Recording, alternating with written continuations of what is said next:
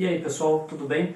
Aqui é o Estevão, vocês já me conhecem com certeza, e eu queria falar com vocês essa semana, continuando o que a gente tem falado nas últimas semanas. Como nós estamos agora em época de quarentena, a gente vai precisar de se falar assim, virtualmente, mas nada que vocês não estejam acostumados, né? Eu acredito que boa parte do tempo a gente fica conversando pelo meio virtual, é uma coisa que a gente já está habituado. WhatsApp, Facebook, Instagram tá aí para isso, né? Mas agora a gente vai usar isso para uma coisa realmente positiva, uma coisa que edifica, né? Eu queria também já deixar aqui, pegando o gancho da semana passada, que a gente deixou um desafio com vocês e saber, e aí, vocês conseguiram jogar algum joguinho de tabuleiro, alguma coisa com a família? Vocês conseguiram conhecer esse pessoal adulto que tem aí na sua casa, que por acaso são seus pais? Ou sua família? Então vocês conseguiram conversar, vocês conseguiram trocar uma ideia, conhecer mais deles, entender o que eles pensam de vocês, o que vocês também querem abrir o coração, às vezes, né, para eles. Eu espero que vocês tenham feito isso. E o devocional? Vocês têm conseguido fazer? Ler a Bíblia todo dia? Orar, buscar a presença de Deus, buscar a orientação do Espírito Santo na vida de vocês? Eu quero e espero ouvir bons testemunhos desse período aí de vocês. Essa semana eu quero falar com vocês sobre o que é receber a Jesus. Na semana passada nós estivemos falando sobre pecado, sobre qual a necessidade de nós aceitarmos a Jesus. E agora nós queremos falar com vocês sobre como se dá isso então. Fala que eu tenho que aceitar Jesus, mas o que é receber Jesus? Então, eu gostaria que vocês abrissem, agora eu vou fazer uma leitura rápida com vocês, sobre o livro de João, o capítulo 1, verso 12. Ele diz: "Mas a todos quantos o receberam, deu-lhes o direito de se tornarem filhos de Deus, ou seja, aos que creem no seu nome." Então, nós entendemos que ao receber Jesus, nós somos filhos de Deus. Mas de que forma isso se dá, né? Então nós entendemos nas aulas anteriores, que nós somos pecadores. A gente, enquanto ser humano, nós pecamos, nós erramos e só temos um destino, que é o inferno. A gente fala, mas eu sou bom, eu faço coisas boas, eu mereço receber coisas boas de Deus. Mas não, a Bíblia fala que todos pecaram e carecem da glória de Deus. Então, o pecado lá de Adão, ele acompanha a gente até hoje. E por causa daquele pecado e do nosso pecado, que nós continuamos pecando, o nosso destino inevitável seria o inferno, morte eterna. E agora, o que fazer para sair desse destino terrível? É isso que eu quero falar para vocês hoje.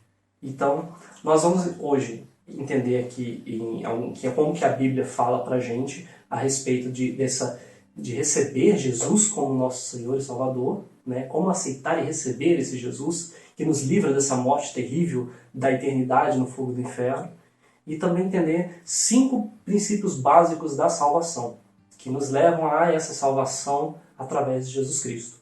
Então, primeiro nós vamos ler o livro de Atos, capítulo 16, verso 30. A partir do verso 30. Aqui diz: "Então ele os levou para fora e perguntou: Senhores, que devo fazer para ser salvo?" E eles responderam: "Creia no Senhor Jesus, e você e sua família serão salvos." Então, esse é o princípio básico. A Bíblia, ela fala sobre isso. Ela fala sobre crer em Jesus. É necessário que a gente creia nele, e aí então vem a salvação.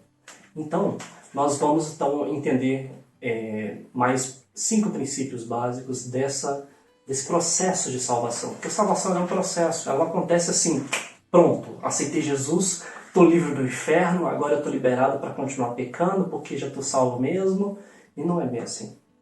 Na verdade não é nada assim. Então nós precisamos entender que primeiro, na salvação, nós temos o arrependimento. O arrependimento, ele não é peso na consciência. Ele não é, nossa, que coisa, fiz errado, que pena. Ah, mas está tudo certo. Deixa, Deus me perdoa, eu vou rezar um Pai Nosso aqui, está tudo certo.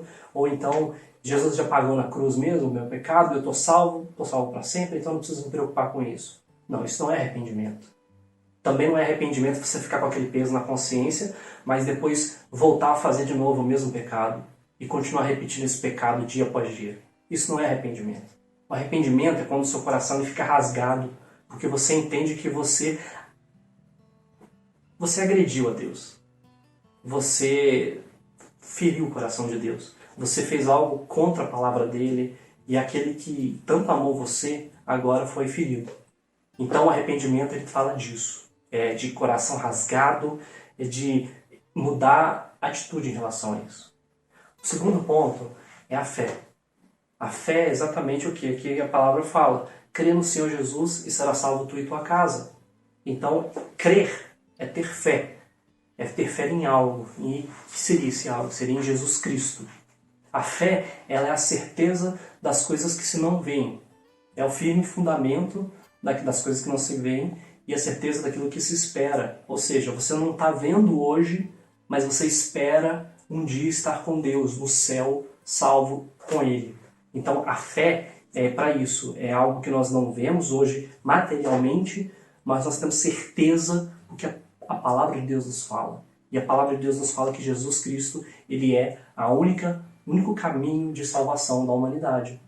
Então é exatamente isso. Primeiro você se arrepende, então você tem fé em Jesus Cristo, que Ele é seu único e suficiente Salvador. Depois disso, você tem a regeneração. A regeneração, ela é o quê? É algo que Deus faz em você. Não é você que se regenera, mas é Deus que faz isso por você. Ele vem através do seu arrependimento e da sua fé em Jesus Cristo, e Ele faz de você uma nova criatura. Você nasce de novo, e por causa desse novo nascimento, existe uma regeneração. Aquela pessoa ruim, pecaminosa, cheia de coisa ruim, de pecado, e aquela pessoa morre, espiritualmente falando, e outra pessoa nasce no lugar dela, uma nova criatura.